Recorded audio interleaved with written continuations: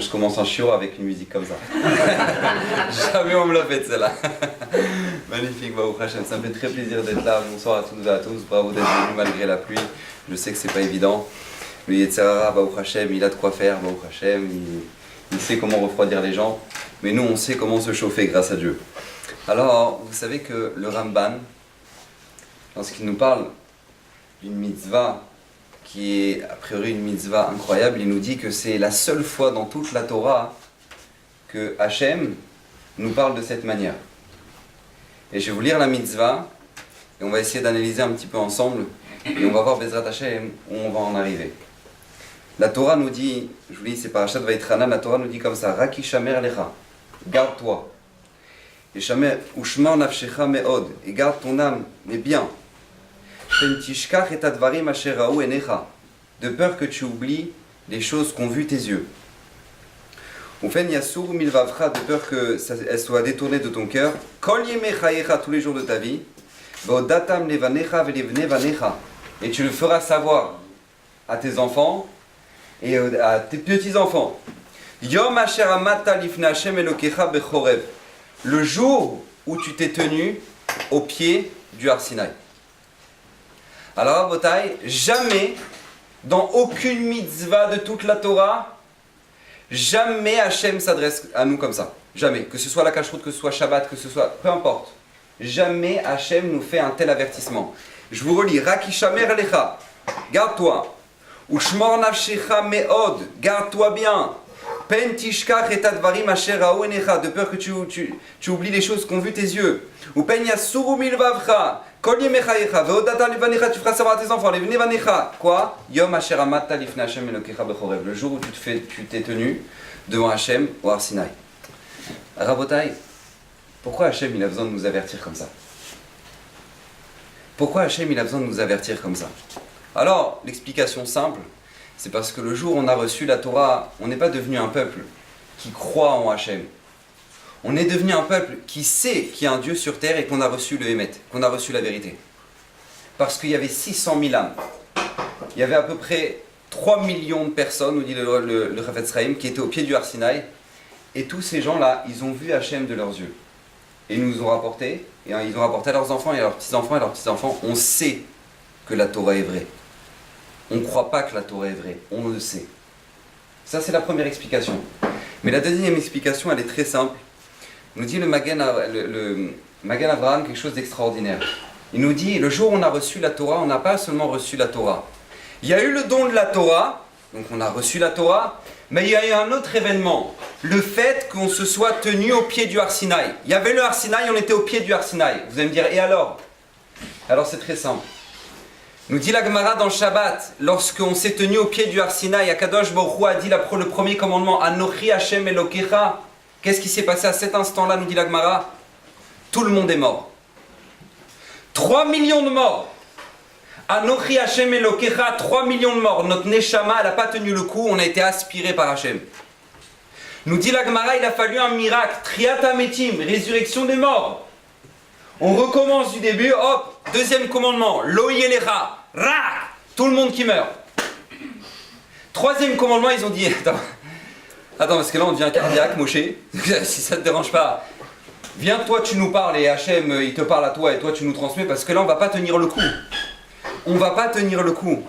Rabotai, je vous pose la question. Pourquoi le jour où on a reçu la Torah, le jour du Mahamad Har Sinaï, il fallait qu'on meure? Il fallait mourir? Pourquoi? Pourquoi fallait mourir? On ne peut pas nous enseigner la Torah sympathiquement? Hachem ne peut pas te dire Anochi Hashem Elokecha et de la musique et tout, et c'est sympa, avec des lapins et tout. Il ne peut pas.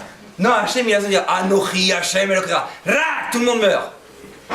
Et hop, Triat Hametim, Lo Yelecha, Ra. Et pourquoi c'est comme ça? On ne peut pas nous enseigner la Torah sympa, cool, détente. Non, il faut que tout le monde meure. Rabotai, parce que ce jour-là, le jour du Mahamad Har Sinaï, Akadosh Baruch Hu nous demande de jamais oublier. Il fallait qu'on meure pour naître de nouveau. Pourquoi? Parce que le jour où on a reçu la Torah, il est né un nouveau peuple qui s'appelle le Ham Israël. Jusqu'à présent, dans la création, il y avait 4 niveaux. Il y avait le minéral, il y avait le végétal, il y avait l'animal et il y avait l'homme. Mais à partir du Mahamad Har Sinaï, depuis le jour où on s'est tenu au pied du Har Sinaï, il y a un 5e niveau. Il s'appelle le juif.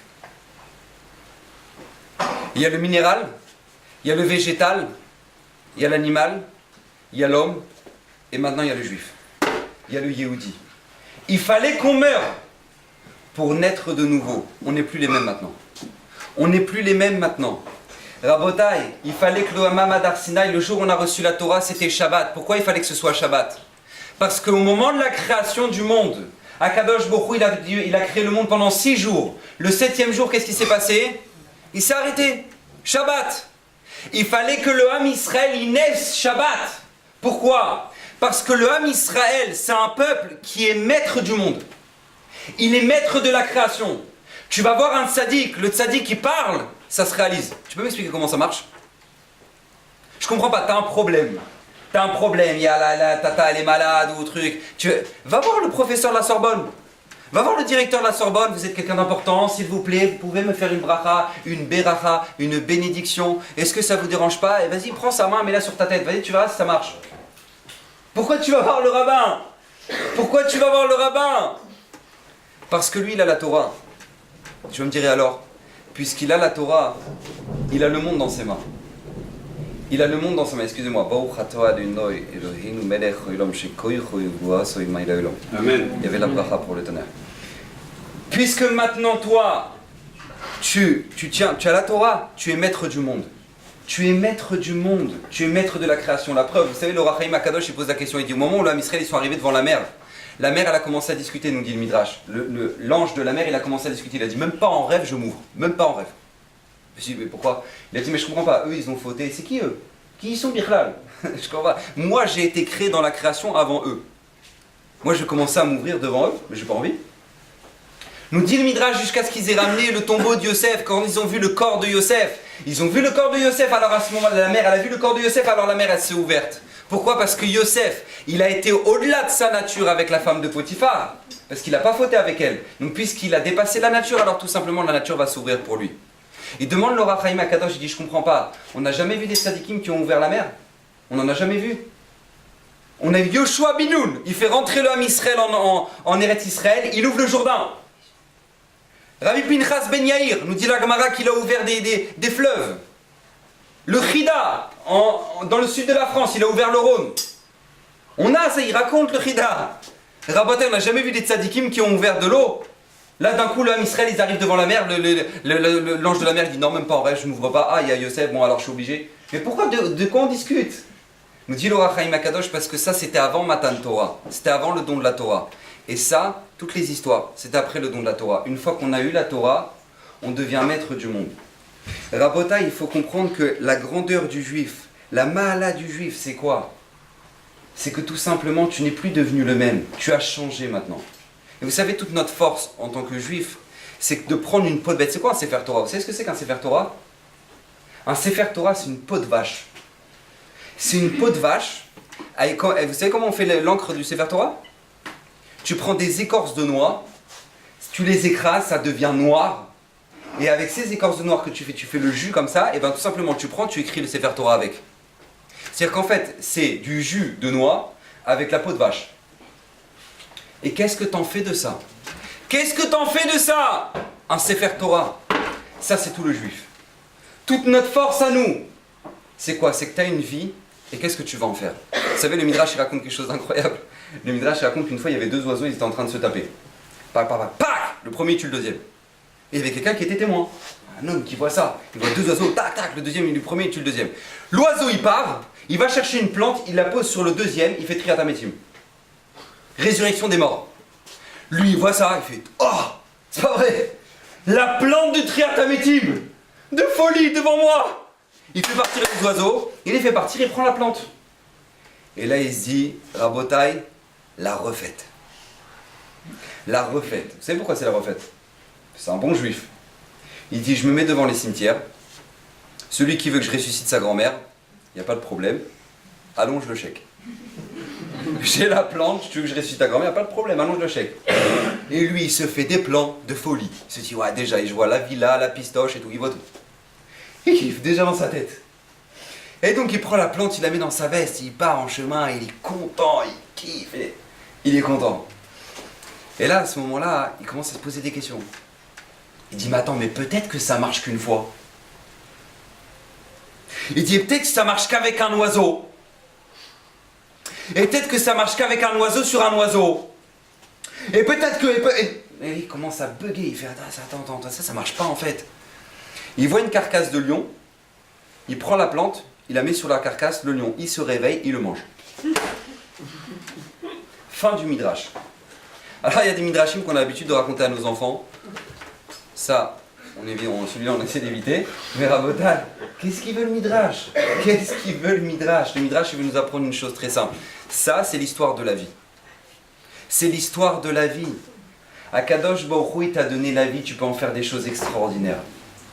De ta vie, tu peux réaliser un potentiel mais extraordinaire. Tu peux te construire un Olam Haba, tu peux te construire une qualité de vie nifla.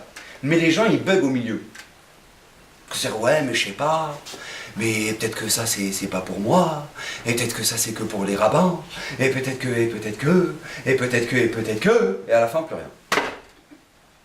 À la fin, plus rien. Il reste plus rien. La Torah, elle te donne un potentiel. La Torah, elle te dit, mais n'oublie jamais le jour où tu t'es tenu au pied du Har Sinaï. Tu sais ce que tu es devenu. Mais tu sais ce que tu es devenu, Baruch Hashem. Mais tu es devenu quelque chose d'extraordinaire. Tu es devenu un autre être. Tu as un potentiel. Mais vous savez que c'est de la halakha, ce que je vous dis. C'est de la halakha. On prend 8 juifs. 8 juifs. 9 juifs.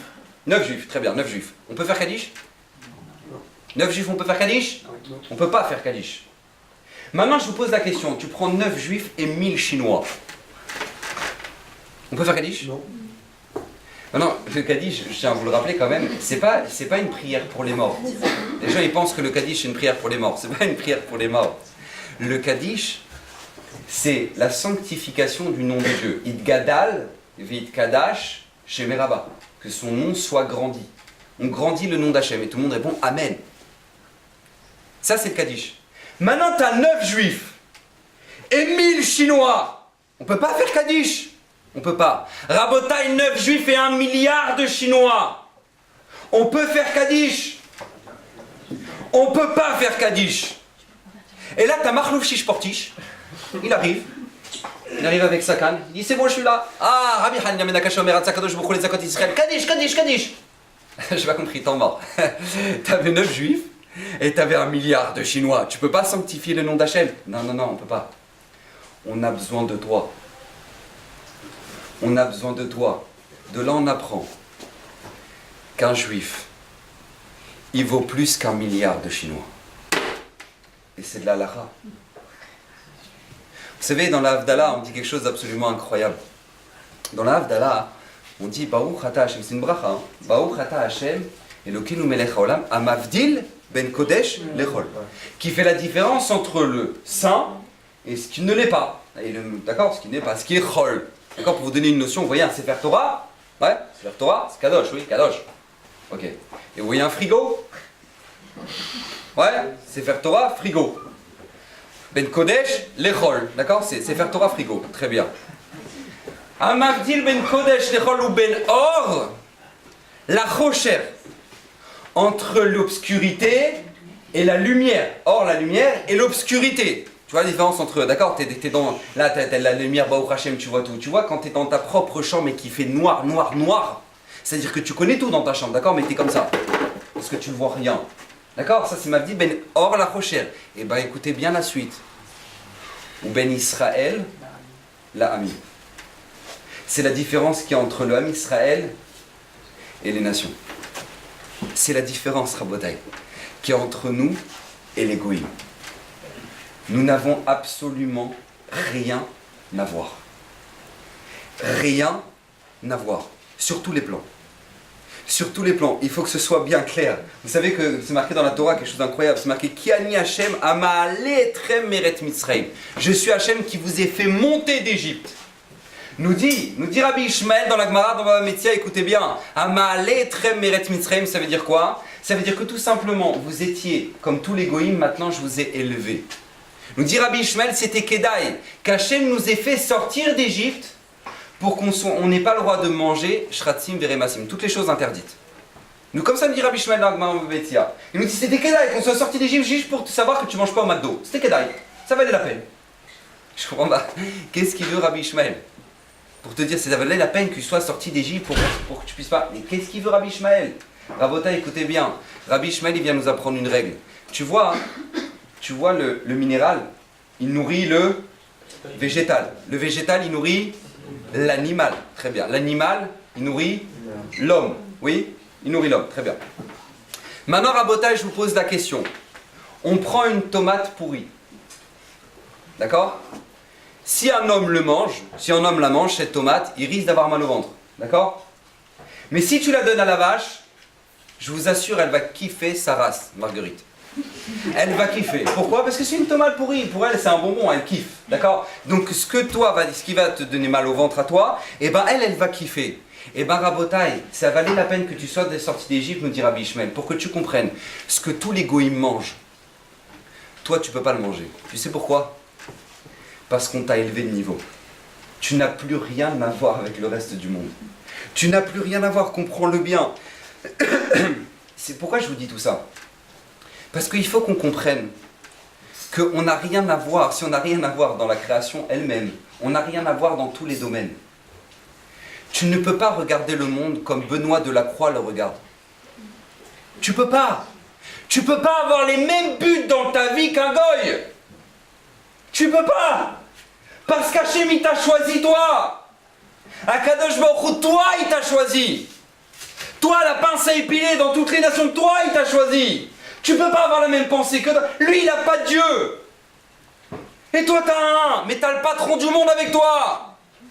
Tu peux pas réfléchir comme lui. Tu peux pas avoir les angoisses dans ta vie que le goy il a. Mais lui il vit tout seul. Et toi t'as Hachem avec toi. Mais tu peux pas avoir les mêmes angoisses. Tu peux pas avoir les mêmes projets. Parce que lui il a des projets de goy qui vit seul. Mais toi t'as le Boré Olam avec toi. Mais c'est pas celui qui va investir sur toi, c'est pas Bill Gates. C'est pas Bill Gates qui mise sur toi, c'est le créateur du monde. Tu peux pas avoir des angoisses que lui il a. Tu sais ce que tu vaux. Mais tes projets ça n'a rien à voir. Tout le regard du monde il a rien à voir. Tout le regard du monde. L'habillement, ne serait-ce que l'habillement, comment on s'habille. Vous savez que dans notre génération l'habillement, vous savez ce que c'est devenu? C'est devenu un moyen d'expression. Ouais, c'est devenu un moyen d'expression. Celui qui est gothique, bah tu le verras tout de suite. Celui qui est, bon, comme ça, d'accord, tu le verras tout de suite. Et celui qui... Tu le verras comment? Ne serait-ce qu'avec l'habillement. Avec l'habillement, pourquoi? Parce que c'est un mode d'expression, l'habillement. Mais dans la Torah, ça n'a jamais été un mode d'expression. L'habillement, c'est exactement l'inverse. Dans la Torah, l'habit, c'est exactement l'inverse. C'est pas un mode d'expression, c'est un moyen de t'influencer. La preuve, une personne, elle peut dire tant qu'elle veut, ouais, il y a un Dieu sur terre, je sais. Tu peux dire ce que tu veux, tant que t'as pas de kippa sur la tête, on ne sait pas. Pourquoi on met une kippa sur la tête? Pour que tu sentes qu'il y a un Dieu sur terre. Pour que toi-même tu le vives qu'il y a un Dieu sur terre. C'est pour ça que tu mets la kippa. Il y a une différence entre savoir et vivre. Pourquoi on te demande de mettre les tzitzit par achat la semaine dernière? Pourquoi? Pour que tu vois, que tu te rappelles des mitzvot. Que tu vois ça. Ton habit, c'est pas un moyen d'expression, c'est un moyen de t'influencer. D'ailleurs, c'est une halakha dans le Shulchan Aruch. Le Shulchan Aruch, il nous dit, on a une mitzvah d'être mechabed le jour du Shabbat. Comment on est mechabed le jour du Shabbat?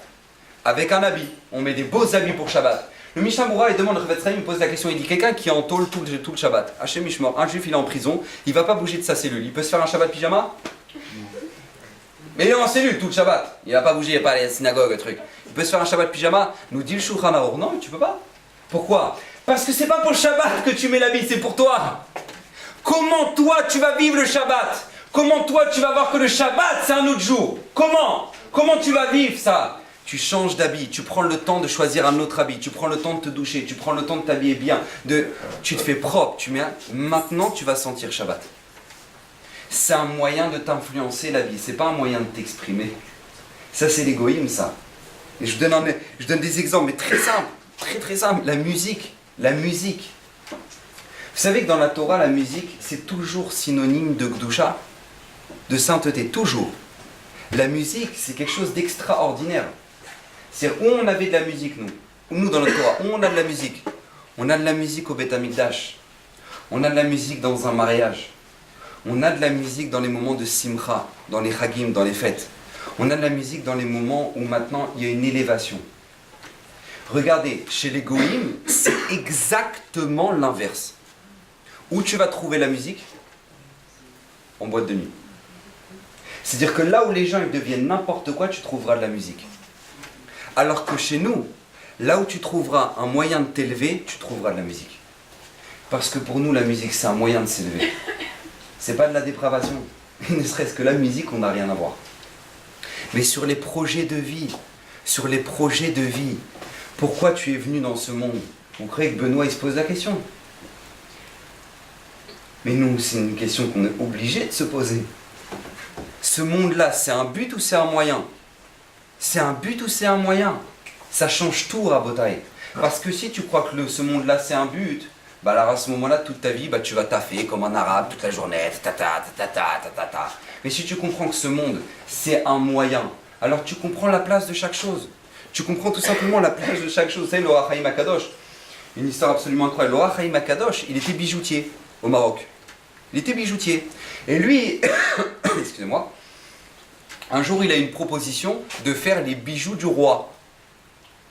Maintenant, vous imaginez un petit peu le roi qui va t'aligner un chèque, d'accord, pour les bijoux. Maintenant, l'émissaire du roi, il vient voir l'Or HaChaim HaKadosh, il lui dit, regarde, si vous voulez, on peut vous faire, il y a une demande du roi que vous fassiez ces bijoux. L'Or HaChaim HaKadosh, il dit, je suis désolé, j'ai assez travaillé ce mois-ci, j'ai assez d'argent, maintenant j'étudie la Torah. Il dit, attends, j'ai pas compris. De quoi je parle? Il dit, oui, j'ai assez travaillé ce mois-ci, j'ai pas besoin de plus, allez voir un autre. Alors 2 secondes, il le convoque chez le roi lui dit, mais tu sais, ta tête, je peux la couper. Et il dit, je sais, mais moi je travaille pas. Il dit, bah tu sais, regarde, il y a une fosse au lion, on va te jeter dedans. Et bah dit la brioute. Ils ont jeté l'Or HaChaim HaKadosh dans la fosse au lion. Ils ont jeté. Et là, de là, les lions ils n'ont pas mangé, de là il est devenu l'Or HaChaim HaKadosh. D'accord? C'est de là cette histoire. Mais Rabotai, vous imaginez la clarté dans sa tête. Il dit, mais j'ai pas besoin. J'ai pas besoin. Qu'est-ce que j'ai commencé à travailler? Pourquoi? Je connaissais des gens, moi, Herzliya, puis tout, j'étais dans un collège. Les gens, ils avaient de quoi nourrir 14 générations après eux. Je dis, mais et le mec, tu veux pas étudier 5 minutes? Je dis, ouais, je sais pas, attends, j'ai un rendez-vous. Attends, t'as un rendez-vous pour quoi, là? Pour nourrir ton arrière-petit-fils. Mais quel intérêt? Quel intérêt? Parce que t'as pas compris la place de chaque chose. Donc comme t'es pas clair sur la place de chaque chose, alors du coup c'est Rabotai. On doit comprendre, on n'a rien à voir. On n'a absolument rien à voir. Et c'est pour ça que, je vais vous dire la vérité, les goïms, ils connaissent notre grandeur. Les goïms, ils savent ce qu'on est. Ils savent notre grandeur. Vous savez qu'une fois le Chafetz Chaim, il trouvait jamais sa vache. Il cherchait sa vache et à chaque fois les goïms prenaient sa vache. Et tu voyais la vache du roi HaChaim HaKadosh au milieu du champ de Francis. Tu voyais la vache au milieu du champ. Et lui, il comprenait pas. À chaque fois, il prenait sa vache, on l'emmenait au milieu d'un champ. Et lui, il allait récupérer sa vache, il la ramenait dans l'étable, le Chafetz Chaim. Et une fois, il dit, mais pourquoi vous me prenez ma vache? Il a dit, parce que Rav, on sait que là où vous mettez les pieds, il y a la bracha.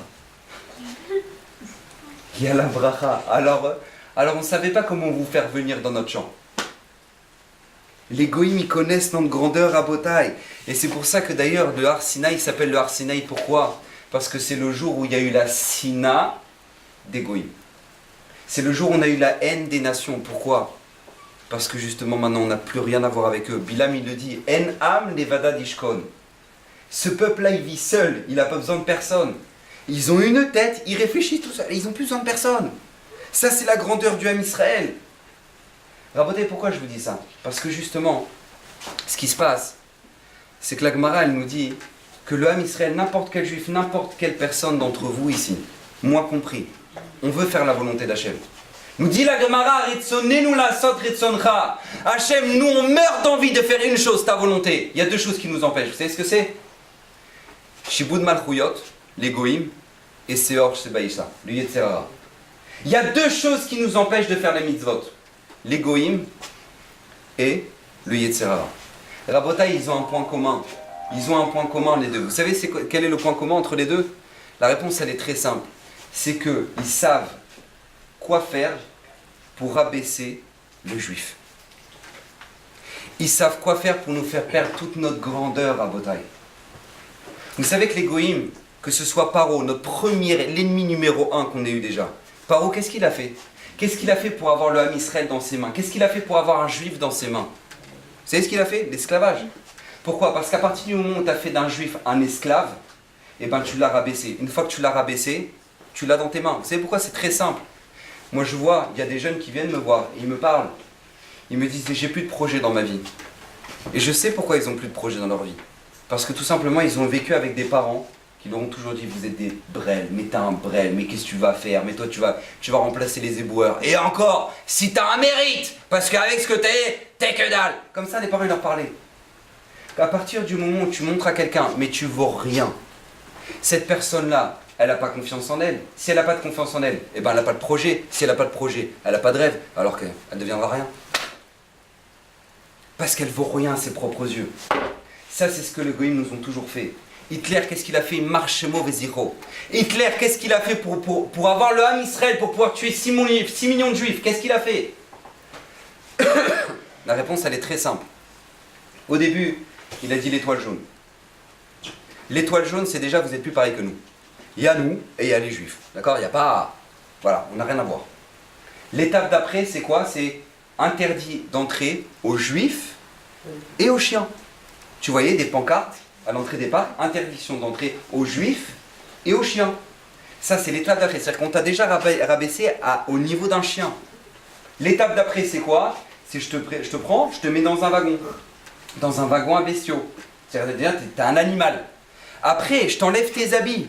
T'as plus d'habits. T'as plus de cheveux, je t'enlève tout. Et t'as même plus de nom, t'as un numéro. Rabotai, quand t'as écrasé une personne comme ça, les déportés, ils racontent, ils témoignent. Ils disent, on était dans les camps, les portes d'Auschwitz, elles étaient ouvertes. Il n'y avait pas de SS, on n'aurait pu partir. On n'avait même plus le projet de partir. On n'avait même plus l'ambition de vouloir partir. Pourquoi? Parce qu'on nous a rabaissés. Parce qu'à partir du moment où on nous a rabaissés, ben on ne vaut rien. Donc si on ne vaut rien, on n'a pas de projet. Ils savaient que c'est comme ça qu'ils vont tuer le Ham Israël. À partir du moment où tu rabaisses le Ham Israël, il n'y a pas. Mais le Yetzer Hara, comme les Goïms, il a la même mission que la même mission. Rabota, exactement la même chose. Le Yetzer Hara, comment il va te faire manger ta rêve? Tu sais comment il va te faire manger ta rêve? C'est comment il va te faire manger le fish au McDo? Mais c'est très simple. Déjà à la base, les brachot, il va te dire, arrête, on dirait, tu fais les brachot, on dirait le rabbin, on dirait le tzaddik, on dirait. Donc comme toi, tu donnes pas de valeur au fait de faire une bracha, alors qu'est-ce qui se passe? L'étape d'après, c'est que tu la négliges. Tu fais bracha chacun numéro. Je sais pas ce que t'as dit. Tu la négliges ta bracha parce que tu donnes pas de valeur à la chose. L'étape d'après, tu la fais plus. L'étape d'après, tu manges ta ref. Parce que les Yetzer Hara, il sait très bien que tu vas jamais manger ta ref tant que tu fais des brachot. Tu vas pas faire Shakol Niabidvaro sur le fiche. Il le sait que tu vas pas le faire. Alors qu'est-ce qu'il va faire? Il va te dire, ne fais pas le bracha, arrête, on dirait t'as un rabbin, on dirait le religieux, on dirait le truc. Et après qu'est-ce qui se passe? Tu fais pas les brachot, tu fais pas le truc, tu manges ta ref. Mais comment il a réussi à faire ça? Rabotai, rabaisser le juif. Disait le rabbi Aaron Mikarlin, il disait, la mission numéro 1 du Yetzer Hara, vous savez ce que c'est? C'est de vous faire oublier que vous êtes les enfants du roi. Nous faire oublier qu'on est les enfants d'Hachem. Ça, c'est la mission numéro 1. Mais si seulement les gens ils savaient la force qu'ils ont, si seulement les gens savaient, si seulement le juif savait le corps qu'il a. Mais vous savez que les gens ils viennent demander des brachot, ils vont chez les rabbanim pour demander des brachot. La brioute qui demande des brachot. Mais est-ce que tu sais la force que tu as dans ta bouche? Est-ce que tu sais la force d'une tfila d'un juif faite de tout son cœur? La Gemara, elle nous dit, l'homme le plus kadosh, le Kohen Gadol, il rentrait le jour le plus kadosh, le jour de Yom Kippour, dans l'endroit le plus kadosh, qui était quoi? Le Kodesh HaKodashim, le Saint des Saints au Beth Amidash. D'accord? C'est-à-dire, on est dans le top du top. Maintenant, lui, avant de quitter l'endroit du Beth Amidash, avant de quitter le Kodesh HaKodashim, il faisait une prière. C'était quoi cette prière? La première, c'est que la royauté de David ne quitte pas le chevet de Yehuda. La deuxième chose, c'est qu'il n'y ait pas qu'il y ait Bezrat Hashem un hiver pluvieux. Et écoutez bien la troisième tfila de l'homme le plus kadosh, dans l'endroit le plus kadosh, le jour le plus kadosh, le jour de Yom Kippour. Vous savez ce que c'était? Que la tfila des gens qui sont en chemin ne soit pas écoutée. Ça veut dire quoi? Imaginez-vous bien, au Beth Amikdash, à l'époque du Beth Amikdash, d'accord, il y avait besoin de pluie. En Eretz Israël, on a besoin de pluie. Maintenant, Tamarlou Shishportish, il est parti faire ses courses. D'accord? Il est parti faire ses courses. Donc il est parti au Hypercacher, je ne sais pas ce que vous avez ici à Lyon. Bref, en tout cas, il est parti au magasin, un truc, il est parti faire ses courses. Et à ce moment-là, qu'est-ce qui se passe? Il sort, et là, il voit la pluie. Il voit la pluie. Et là, il dit la vénère. Hachem, je t'en supplie. J'ai pas pris de parapluie. J'ai les courses. Ma voiture elle est à 500 mètres. Je vais me faire saucer. Je t'en supplie, Hachem, je t'en supplie. Ribono shel olam, je t'en supplie. Mais Vagacha, arrête la pluie, je t'en supplie. Rabotai, la demande de Marlouf Shishportish à ce moment-là, cette demande-là d'un juif de tout son cœur, à Kadosh Borou, je t'en supplie, arrête la pluie. Elle est tellement puissante qu'il faut que le Kohen Gadol, le jour de Yom Kippour, dans l'endroit le plus saint, le Kodesh HaKodashim, il demande à Hachem, je t'en supplie, n'écoute pas cette fille-là. Parce que si le juif il commence à prier comme ça, il n'y aura jamais de pluie en Eretz Israël. Mais t'imagines de quoi on parle? De toi qui pries. On ne te parle pas que tu as pris un sidour. On ne te parle pas que tu étais en train de faire la Hamida. On te parle que tu es en train de sortir du magasin. Et là, tu pries de toute ton âme. Regarde la force que tu as dans ta bouche. Regarde la force que tu as. Une prière d'un juif de toute son âme. Il faut le Kohen Gadol le jour de Yom Kippour pour l'empêcher de réaliser cette bracha, cette fila. Mais qui on est, Rabotai, qui on est? Mais ça, le problème, c'est qu'on l'oublie. On l'oublie. On oublie qui on est. Pourquoi? Parce qu'on vit avec l'égoïsme et qu'on vit avec les trucs et on a l'impression que voilà, si tu vas travailler beaucoup, alors tu auras beaucoup d'argent, et si tu ne travailles pas, eh ben tu n'auras rien. Mais si maintenant tu travailles un petit peu à mi-temps et que tu étudies, ben, alors tu vas crever la faim. Mais Rabotai, on n'a rien à voir. Ça n'a rien à voir. L'esprit n'a rien à voir. Akadosh Borou nous a choisi nous. Tu peux me faire confiance, il dit Hachem. Fais-moi confiance. Et ça n'a rien à voir avec le taux de religiosité. Rien à voir. À partir du moment où tu mets ta confiance en Hachem, Hachem, il répond présent. Hachem, il répond présent. Rabotai, vous êtes dans le début de votre vie. Je t'abarche chez mon lahad. Vous pouvez tout faire. Vous avez tous les projets devant vous. Mais vous devez savoir ce que vous avez. Il disait le Rafrakin, il disait, vous êtes tellement grand pour être si petit. Comme ça il disait le Rafrakin. Il dit, vous êtes tellement grand pour être si petit. Mais quelqu'un qui affronte, il va faire un business, il sait qu'il a 3 milliards avec lui. Il a 3 milliards avec lui. Tu crois qu'il va commencer à s'angoisser? C'est ce qu'il a derrière lui. C'est ce qu'il a avec lui. Mais il va s'angoisser. Mais même pas vrai, il va s'angoisser. Il dit, mais j'y vais à fond. Pourquoi? Parce qu'il sait ce qu'il a. Rabotai, je tiens à vous dire une chose. Dans la vie, il y a beaucoup de libre arbitre. Mais il y a des libres arbitres qui ne reviennent pas souvent. Il y a des libres arbitres qui ne reviennent pas souvent. Et c'est à votre âge qu'en général on les a. Vous allez affronter Bezrat Hashem la vie. Vous allez avancer. Baruch Hashem, il y en a certains Baruch Hashem, ils sont déjà dedans. Rabotai, c'est maintenant qu'on plante. C'est maintenant qu'on plante. Parce que moi, je vais juste faire une petite expérience avec vous, si ça ne vous dérange pas, vous me permettez. Quelqu'un, il va acheter des graines de tomates, d'accord? Graines de tomates. Il va acheter des graines de tomates, il va dans son potager, là-bas, hop, il plante les graines de tomates. Ça va pousser des... Vous n'allez pas l'air convaincu. Je comprends pas, je répète. Il a planté des graines de tomates, ça va pousser des tomates, oui, vous êtes d'accord avec moi, très bien. Rabota, il prend des graines de concombre. Il les plante, il les arrose, ça va pousser des concombres. Merci. Eh bien, je vous assure qu'il y a des gens qui ne sont pas persuadés de ça. Il y a des gens, ils sont jeunes, ils plantent n'importe quoi dans leur vie, et après ils disent Bezrat Hashem, ça va pousser bien. J'ai pas compris. Attends, j'ai pas compris, temps mort. T'as planté quoi? Tu plantes du bien, ça va pousser du.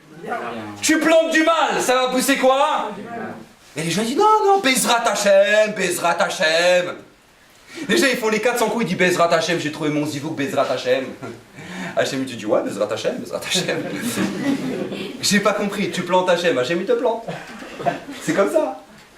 Rabotai, tu plantes du bien, tu recevras du bien. Tu plantes du mal. Baruch Hashem, Akadosh Baruch Hu nous a donné la tchouva et Shtabar Shemoulad, on peut tout effacer. Mais quel chesed d'Hashem, mais quel chesed d'Akadosh Baruch Hu. Mais ça, c'est la chance qu'on a. Rabotai, c'est la chance qu'on a. On a la possibilité dans notre vie, mais pas que tu plantes du bien. Tu plantes du bien, tu verras Bezrat Hashem, c'est pas des milliards que tu vas faire. Les gens, c'est un truc que je comprends pas, ça. Ça, c'est vraiment un truc qui me rend fou. Les gens, ils vont voir Bill Gates pour 10 000 euros. Ils appellent Bill Gates et disent Bill, dis-moi, j'ai 10 000 euros, je voudrais les placer. Qu'est-ce que tu me conseilles? Yes, you understand, well, yes, ok, well, donc tu dis voilà, plutôt cette start-up, plutôt celle-là, où est-ce que tu penses que je dois placer mon argent? Il te dit non, celle-là, tu bases, celle-là, moi, j'aurais mis mon argent. Tu vas l'écouter Bill Gates? Tu vas l'écouter Bill Gates, oui ou non? Bien sûr, tu vas l'écouter, c'est la première puissance mondiale, c'est la première fortune du monde, donc tu vas l'écouter, d'accord? Il sait où placer son argent, d'accord? Il le sait. Rabotai, Bill Gates, tu vas l'écouter pour 10 000 euros. Alors pour ta life, tu voudrais pas écouter le bon Dieu? Pour ta vie, tu veux pas l'écouter Hachem? Tu veux pas l'écouter? Tu dis mais mon fils, je t'en supplie, fais ça, vas-y mon fils. Tu sais, les gens ils disent la Torah, ils savent pas la lire. C'est marqué Natati lefanecha et tachaim et tatov, vetamavet et tara. J'ai placé devant toi la vie, le bien, le mal, la mort. Et à ce moment-là, Hachem nous dit Ubachar tabachaim, tu choisiras la vie. Et les gens, ils ont l'impression que Hachem, genre, il est là avec le martinet. Ubachar tabachaim. Non, t'as pas compris. C'est pas comme ça. C'est pas comme ça du tout. Akadosh Baruch Hu, il n'est pas avec le martinet. Akadosh Baruch Hu, il te supplie. Il te supplie. Il te dit, je t'en supplie mon fils. Je t'en supplie ma fille. Choisis la vie. Choisis la vie. Je veux tellement te donner de bracha. Je veux tellement te rendre heureuse et heureux dans ta vie. Choisis la vie. Les gens, alors moi je fais le gueudin. J'ai pas besoin de personne, ça y est, moi je gère. Alors j'ai besoin de... Tu sais, une fois mon frère, il est médecin. Non, au prochain, il est médecin. Et il est médecin, et c'était aux urgences, il y a quelqu'un qui est arrivé avec une tonne de mouchoirs comme ça, sur son visage comme ça. Et mon frère, il arrive, il dit, qu'est-ce qui se passe? Et le mec, il s'était ouvert la face en deux. Pourquoi? Écoutez bien, pourquoi? Parce qu'en fait, tout simplement, il devait couper une planche, il a pris une scie circulaire. Circulaire, c'est pour coupler les planches comme ça. Il a pris la scie circulaire, mais sauf que bon, il a dit non, moi je sais mieux que tout le monde. Il a pris la scie circulaire par en dessous. Il a comme ça, il arrivait au bout de la planche. Mon frère m'a dit, c'est incroyable, c'était un bouquin d'anatomie le mec. Il était ouvert en deux. Maintenant, je te pose la question. Il n'y avait pas une notice? Il n'y avait pas une notice à la scie circulaire? Il y avait une notice, ouais. Alors pourquoi tu l'as pas lu? Oh ça va, attends, allô, moi je gère. Allô, je donne quelqu'un, moi, j'ai compris, attends un truc. Rabotaille, toute la vie c'est ça. Toute la vie c'est ça. Les gens ils ont l'impression la Torah te dit, fais pas ça, attention si tu fais ça. Mais t'as pas compris. Quelqu'un il est diabétique. D'accord? Quelqu'un il est diabétique, il va voir le médecin il lui dit, Baba, arrête avec les gâteaux. Parce que si tu continues avec les gâteaux, dans un mois on fait du kadach chez Meraba sur toi. D'accord, arrête. Et le mec il fait allô, il se prend pour qui lui? Nous donnez des sons quoi? Ah non, moi je fais ce que je veux. D'accord? Ah, juste l'exagération et tout, la mort, le truc. Et le mec il mange des gâteaux. On fait de gadal, de kadash chez Meraba. Rabotaille, c'est de la faute du médecin? Le médecin quand il est venu te dire ça, il t'a donné un conseil. Il t'a donné un conseil. Maintenant t'en fais ce que tu veux. Il t'a donné un conseil. La Torah c'est la même chose. Akadosh Baruch Hu, il te dit, fais ça, et éloigne-toi de ça. Pas parce que c'est assourd. C'est parce qu'Akadosh Baruch Hu, il veut ton bien. Parce qu'Hachem, il veut ton bien. Vous savez, moi, jamais... Je me rappelle mon fils, quand il était petit, je lui dis, mon fils, t'as fait quelque chose de tellement extraordinaire, tu vas chercher tout de suite une sucette, elle est pour toi. Il revient avec le paquet. Alors je lui dis, non mon amour, pas le paquet. La zizette, pas le paquet. Il dit s'il te plaît, papa, s'il te plaît. Non, non, mon fils. La sucette, pas le paquet. Pas le paquet, tu veux pas le paquet? Rabotaï, je lui dis non sur le paquet. Il comprend, mon fils? Il comprend pas. Mais un père qui aime son fils, il va lui donner le paquet? Il va pas lui donner le paquet. Parce qu'après, il sait que c'est des douleurs au ventre, il sait que c'est le dentiste, il sait que c'est tout ça. Pourtant, l'enfant, il comprend pas. Rabotaï, toute notre vie, c'est comme ça. Akadosh Baruch Hu, il te dit, Ubachar tabachaim, choisis la vie. Pas parce que je te mets le couteau sous la gorge, c'est parce que c'est ce qu'il y a de meilleur pour toi. C'est ce qu'il y a de meilleur pour toi. Tu sais ce que tu es, tu sais ce que tu vaux, tu sais où tu peux aller, Baruch Hashem. Ça, c'est ce qu'il y a de meilleur pour toi. Avance, avance, investis. Rabotaï, ça c'est la chance qu'on a. Hachem nous a choisi, il nous a donné le plan. Vous savez, une fois, Rabbi Cheskel Ivenstein, le Mashgar de la Yeshiva de Ponyovitch, il est arrivé chez lui, il a vu sur la table de la cuisine un mixeur à pied. Vous savez ce que c'est un mixeur à pied? Vous n'avez pas l'air. Alors un mixeur à pied, c'est tout simplement un pied avec un moteur, tu branches et ça fait des soupes. Ouais, vous avez déjà vu chez votre maman. Comme ça, tu remets, ça fait des soupes. Un mixeur à pied. Maintenant, ça doit être sans doute l'appareil le plus facile d'utilisation dans toute la cuisine. D'accord? Tu as une prise, tu as un moteur, tu roules, tu appuies sur le bouton. D'accord? C'est très simple. Après, ce qu'est Levinstein, il sort le mixeur, il sort le bras, il sort le papier et là, il ouvre la notice. Et là, il appelle sa femme. Et j'ai pas compris.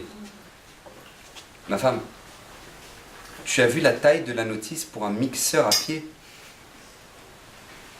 Alors il dit, si pour un mixeur à pied, il y a une notice, alors pour la vie, il n'y a pas de notice. Rabotaï, la notice on l'a reçue, c'est la Torah. La notice on l'a reçue, c'est notre Torah Kdosha Baruch Hashem. Hachem nous l'a donné, à nous, ses enfants. Comment tu peux avoir une angoisse de goy? Comment tu peux avoir des projets comme des goyim? On n'a rien à voir. Rien à voir. Hachem nous a choisis. Hachem nous aime. Rabotaï, à quoi on s'identifie? On s'identifie à des gens qui ont des valeurs, pas des gens qui ont rien. Dans notre génération, les gens qui sont devenus des stars, c'est des gens qui ont quoi dans leur vie? Qu'est-ce qu'ils ont comme valeur? Rabotaï, qu'est-ce qu'ils ont?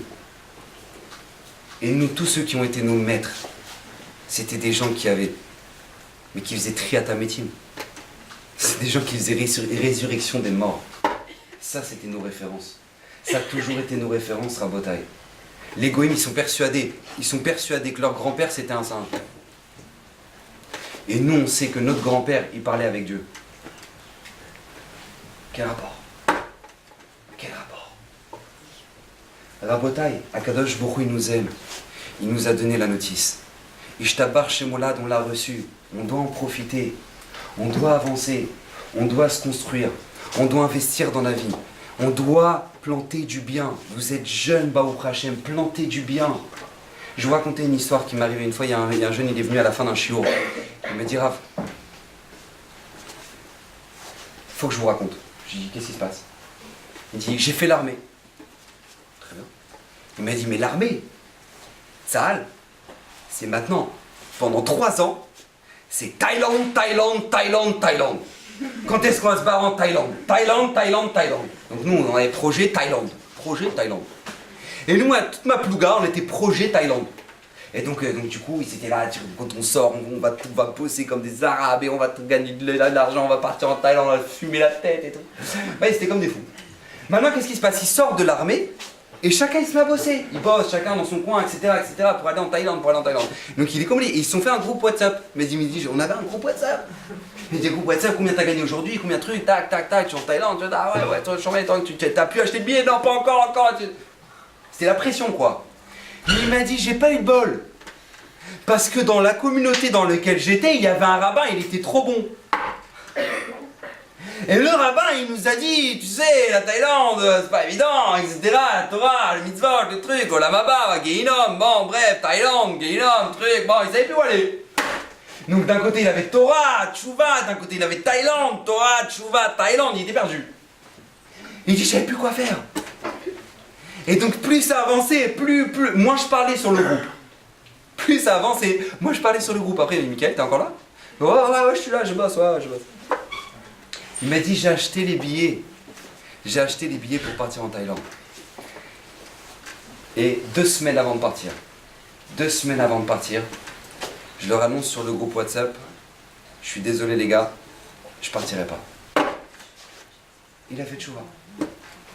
Il m'a dit, au moment où j'écris le message, au moment où j'écris ça, je pleure.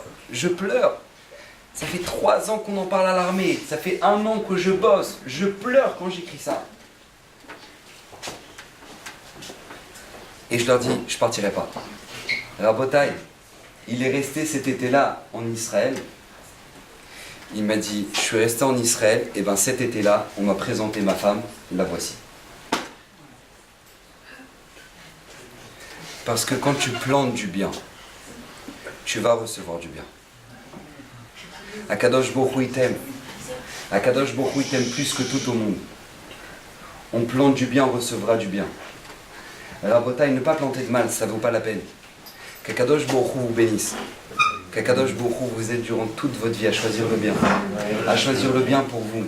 Je ne parle pas d'une qualité dans le Olam Haba, pas seulement de ça. Votre qualité dans ce monde-là. Pour un bonheur dans ce monde-là. Kol hakavod à toute l'organisation. Kol hakavod, je vous ai très plaisir d'être venu. Bonne soirée à tous.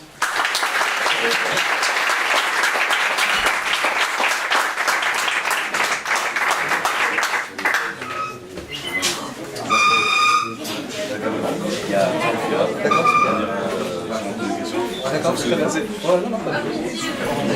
voulais juste vous dire une chose.